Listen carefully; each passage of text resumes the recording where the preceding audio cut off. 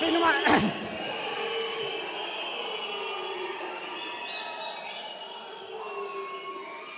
Cinema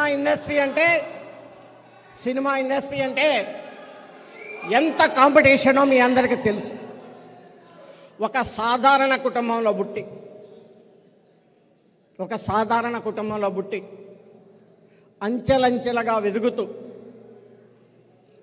అనేకమైనటువంటి బిరుదులు తీసుకొని ఒక చివరిగా మిగిలింది ఏంటంటే ఒక్క భారత రత్న తప్ప అన్ని స్టెప్పులు ఎక్కినటువంటి వ్యక్తి మన అందరి పెద్దన్నయ్య చిరంజీవి గారి అని చెప్పేసి ఈ సందర్భంగా మనం చేసుకుంటాం. పద్మవిభూషణ్ మనందరికీ ఎంతో గర్వకారణం. నాకు అత్యంత ఆప్తులు, నా శ్రేయస్సు కోరుకునేటువంటి వ్యక్తులు పవన్ కళ్యాణ్ గారు లాగా, నాగబాబు గారు లాగా నా శ్రేయస్సు కోరుకునేటువంటి వ్యక్తులు పెద్దన్నయ్య చిరంజీవి గారని. ఆయన ఒక అజాత శత్రువు అంటే ఉదాహరణ మెగాస్టార్ చిరంజీవి గారు అని చెప్పి సందర్భంగా మీకు మనం చేస్తాం. సో అలాంటి కుటుంబంలో ఈరోజు నేను కూడా మీకు ఒక తమ్ముళ్ళగా జాయిన్ కావటం నాకు చాలా ఆనందంగా ఉందని చెప్పి తెలియజేస్తాను.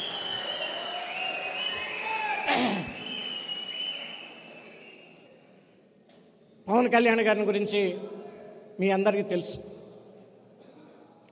సినిమా ఇండస్ట్రీ స్టార్ అనగానే మీ అందరికీ తెలుసు ఒక విలాసవంతమైన జీవితం ఉంటుంది.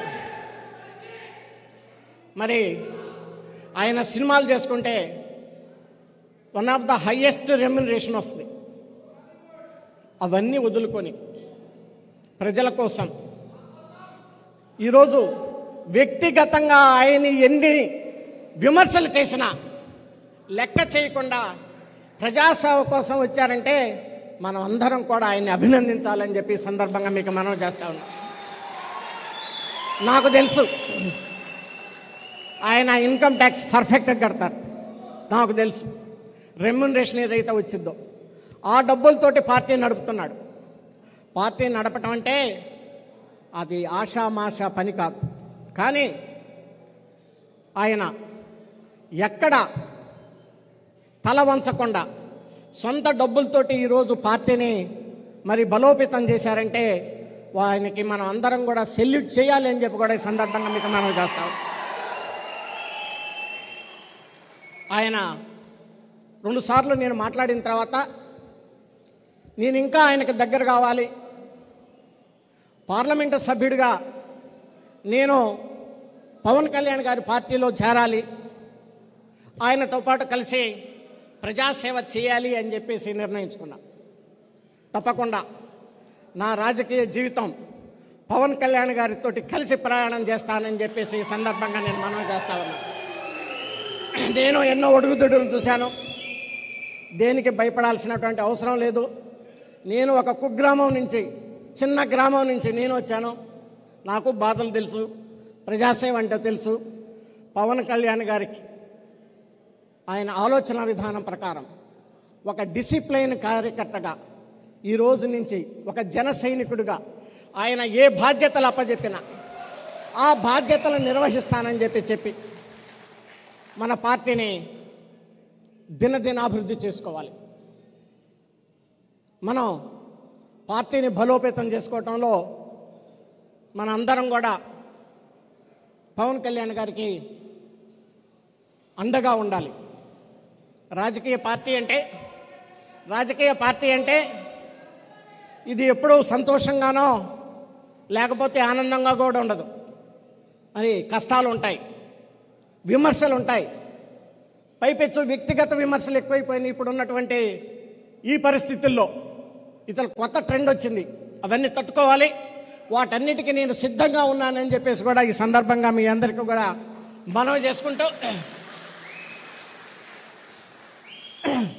మరొకసారి ఈ జన సైనికులకు మధ్య, జన సైన్యం మధ్య ఇక్కడికి వచ్చి పెద్దలు నాగబాబు గారు ఉన్నారు. వారు మరి మనకి పార్టీకి కూడా అండగా ఉంటున్నారు. అలాగే నాదెండ్ల మనోహర్ గారు ఉన్నారు. వారు కూడా ఎంతో రాజకీయ అనుభవం కలిగినటువంటి వ్యక్తి.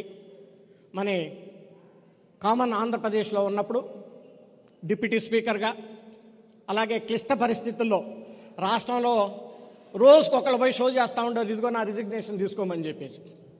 ఆ రోజు మీ అందరికీ తెలుసు. వాళ్ళందరినీ తట్టుకొని అసెంబ్లీని పర్ఫెక్ట్గా నడిపి పవన్ కళ్యాణ్ గారితో ఆయన అనుభవం కూడా పంచుకోవడం చాలా సంతోషకరం. వీటన్నిటికి మించి పవర్ స్టార్ తోటి ప్రయాణం చేయటం అనేది నేను అదృష్టంగా భావిస్తూ అన్ని విషయాల్లో ఒక డిసిప్లైన్ కలిగినటువంటి కార్యకర్తగా నేను పనిచేస్తానని చెప్పేసి పవన్ గారికి మాట ఇస్తూ, మరి ఈ అవకాశం ఇచ్చినటువంటి బయట వేలాది మంది జన సైనికులు ఉన్నారు, మీరందరూ చూశారు. వాళ్ళందరికీ నా హృదయపూర్వక ధన్యవాదాలు తెలియజేస్తా ఉన్నాను. ఎందుకంటే నేను చాలా ర్యాలీలు చూశాను, చాలా నామినేషన్స్ చూశాను. ఇది ఒక సందర్భంలో నిజంగా నేను లోపలికి వెళ్ళగలుగుతానా లేదా అని చెప్పేసి ఆ గేట్లో భయం వేసింది. కాసేపు క్రౌడ్ ఆ రకంగా ఉంది. చాలా సంతోషం. చివరిగా పవన్ కళ్యాణ్ గారికి నా హృదయపూర్వక ధన్యవాదాలు తెలియజేసుకుంటూ, జై పవన్, జై జై పవన్, జై జనసేన, జై జై జనసేన, జై హింద్.